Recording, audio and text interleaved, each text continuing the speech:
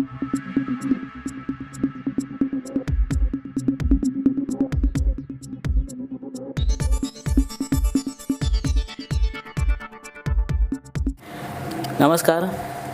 M share बाजार ह्या YouTube चॅनलवर आपलं स्वागत आहे. पाहूयात शेअर मार्केटमधील काही ठळक घडामोडी. SML महिंद्रा लिमिटेडने चौथ्या तिमाहीचे निकाल जाहीर केले असून कंपनीची कामगिरी मजबूत दिसत आहे. जानेवारी ते मार्च 2026 या तिमाहीमध्ये कंपनीचा नफा वर्षानुवर्षे वाढला आहे.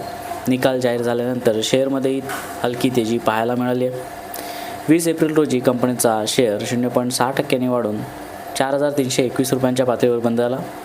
कंपनीचा निव्वळ नफा मागील वर्षाच्या याच तिमाहीमध्ये 52.95 कोटी रुपयांवरून वाढून 54.20 कोटी रुपये झाला आहे. ह्याचा अर्थ कंपनीने सातत्याने चांगली कमाई ठेवली आहे. तसेच कंपनीच्या उत्पन्नात मोठी वाढ दिसून आली आहे. चौथ्या तिमाहीत उत्पन्न 771.4 कोटी रुपयांवरून वाढून 897.6 कोटी रुपये झाले. उत्पन्नातील ही वाढ कंपनीच्या विक्रीत आणि व्यावसायिक कामकाजात सुधारणा झाल्याचे दर्शवते. गुंतवणूकदारांसाठी आणखी एक आनंदाची बातमी म्हणजे कंपनीने प्रति शेअर 23.50 रुपयांचा अंतिम लाभांश जाहीर केला आहे. ह्याचा अर्थ कंपनी आपल्या भागधारकांना नफ्यातील हिस्सा देत आहे. मजबूत निकाल आणि लाभांशाच्या घोषणेमुळे गुंतवणूकदारांचा विश्वास कंपनीवर अधिक वाढू शकतो. वेदांता लिमिटेडच्या शेअरमध्ये 20 एप्रिल रोजी दबाव दिसून आला आहे. कंपनीचे शेअर 2% घसरून 771 रुपयांच्या पातळीवर बंद झालेत.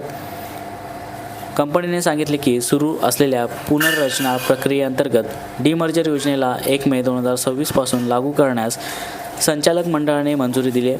तसेच 1 मे 2026 ही रेकॉर्ड डेट म्हणून निश्चित करण्यात आली आहे. म्हणजेच या तारखेपर्यंत ज्यांच्याकडे वेदांताचे शेअर असतील त्यांना नवीन कंपन्यांचे शेअर मिळण्याचा अधिकार असेल. या योजनेनुसार वेदांता आपल्या विविध व्यवसायांना स्वतंत्र कंपन्यांमध्ये विभागणार आहे. यामध्ये Vedanta aluminium metal, Talwandi Sabo power, Malco energy आणि वेदांता आयर्न अँड स्टील ह्यांचा समावेश आहे. प्रत्येक एक वेदांता शेअरमागे गुंतवणूकदारांना ह्या कंपन्यांची प्रत्येकी एक शेअर मिळणार आहेत. कंपनीने हेही स्पष्ट केले आहे की बाल्कोमधील आपली हिस्सेदारी वेदांता ॲल्युमिनियम मेटल लिमिटेडकडे हस्तांतरित केली जाईल.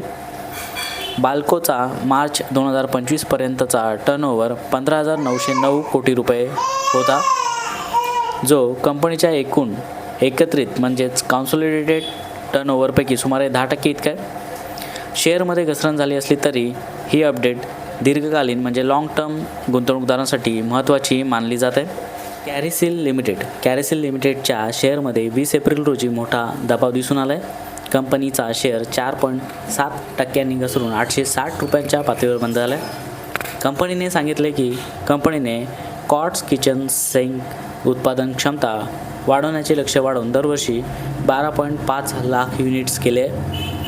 आधीच्या लक्ष्याच्या तुलनेत हे मोठे विस्ताराचे पाऊल मानले जात आहे. वाढत्या मागणीच्या पार्श्वभूमीवर कंपनी आपली उत्पादन क्षमता मजबूत करते. त्यासोबतच कंपनीने 50 कोटी रुपयांच्या प्रस्तावित गुंतवणुकीची घोषणा देखील केली आहे. ही गुंतवणूक विशेषतः अमेरिकेतील मोठ्या रिटेल चेन कंपन्यांची मागणी पूर्ण करण्यासाठी केली जाणार आहे.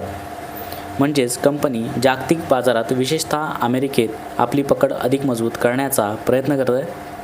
हा निर्णय कंपनीसाठी महत्त्वाचा मानला जातो कारण अमेरिकन बाजारात होम इम्प्रूव्हमेंट आणि मॉड्युलर किचन सेगमेंटमध्ये सातत्याने मागणी कायम आहे. जर कंपनी मोठ्या रिटेल नेटवर्कमध्ये आपला पुरवठा वाढवू शकली तर भविष्यात उत्पन्न आणि निर्यात दोन्ही मजबूत होऊ शकतात. एमको एलिकॉन इंडिया लिमिटेड कंपनीच्या शेअरमध्ये 20 एप्रिल रोजी 0.5% घसरण झाली आणि कंपनीचा शेअर 1,649 रुपयांच्या पातळीवर बंद झाला.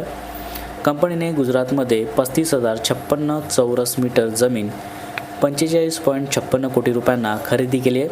ह्या खरेदीमुळे उत्पादन विस्ताराची क्षमता वाढणार असून भविष्यातील वाढीच्या संधी अधिक मजबूत झाल्या आहेत. JSW स्टील कंपनीने पॉस्कोसोबत भागीदारी केली आहे.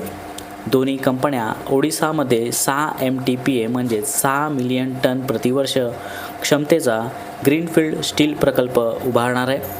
या प्रकल्पामुळे स्टील उत्पादन वाढेल, रोजगाराच्या संधी निर्माण होतील आणि पूर्व भारतातील औद्योगिक वाढीस मोठा आधार मिळेल.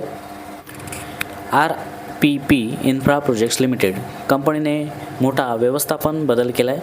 कंपनीने व्यंकटेशन नायडू यांची 20 एप्रिल 2026 पासून नवीन मुख्य कार्यकारी अधिकारी म्हणजे CEO म्हणून नियुक्ती केली आहे. या निर्णयामुळे कंपनीच्या वाढीच्या धोरणावर आणि प्रकल्पांच्या अंमलबजावणीवर अधिक लक्ष केंद्रित होण्याची अपेक्षा आहे. FPJ Surendra park hotels limited कंपनीने मोठा विस्तार केला आहे. कंपनीने अयोध्या आणि उज्जैन येथे 2 नवीन प्रकल्पांसाठी हॉटेल मॅनेजमेंट करार केले आहेत. या विस्तारामुळे धार्मिक पर्यटन बाजारात कंपनीची उपस्थिती अधिक मजबूत होणार असून भविष्यात उत्पन्न वाढण्याची अपेक्षा आहे.